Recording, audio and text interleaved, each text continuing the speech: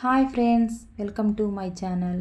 మనకి ఎప్పుడైనా ఇంట్లో టిఫిన్ చేసుకుందామంటే దోసపిండి కానీ ఇడ్లీ పిండి కానీ ఏదీ లేనప్పుడు మనం ఇన్స్టెంట్గా కుక్కర్లో స్వీట్ రైస్ ఎలా చేసుకోవాలో మనం ఇప్పుడు ఈ వీడియోలో చూద్దామండి. ఇప్పుడు నేనైతే ఒక పావు కిలో రైస్ గురించి చెప్తున్నానండి. పావు కిలో రైస్ అంటే ఒక గ్లాసు రైసు, ఒక గ్లాసు పెసరపప్పు తీసుకున్నానండి. ఇవి శుభ్రంగా ఒక 2 సార్లు కడిగి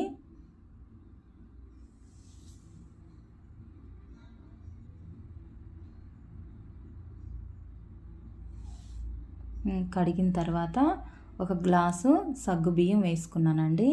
ఇప్పుడు మొత్తం అరకిలో దాకా అవుతుందండి.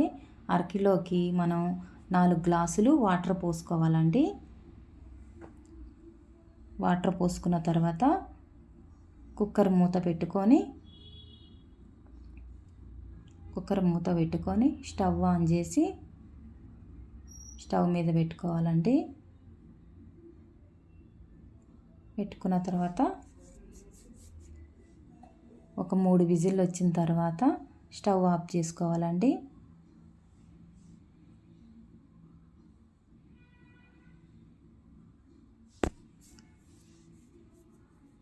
ఒక 3 విజిల్లు అయితే సరిపోతుందండి. కుక్కర్లో ఉన్న ఆవిరంతా నార్మల్గా పోయిన తర్వాత మనం ఎప్పుడైనా కుక్కర్ మూత తీయాలండి. ముందుగా తీస్తే ఆవిరి కొడుతుంది. తర్వాత ఇలా గంటితోటి ఇట్లా మిక్స్ చేసుకోవాలండి. ఇలా చేసుకున్న తర్వాత మనం ఒక పావు కిలో బెల్లము,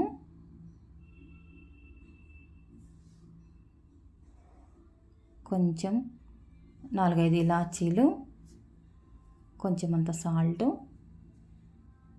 వేసుకొని మళ్ళా ఇట్లా మిక్స్ చేసుకోవాలండి.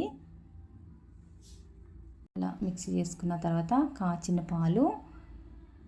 కాగబెట్టిన పాలు మనం ఒక పావు లీటరు ఈ రైస్లో పోసుకోవాలండి. పోసుకొని మళ్ళీ ఇలా మిక్స్ చేసుకోవాలి.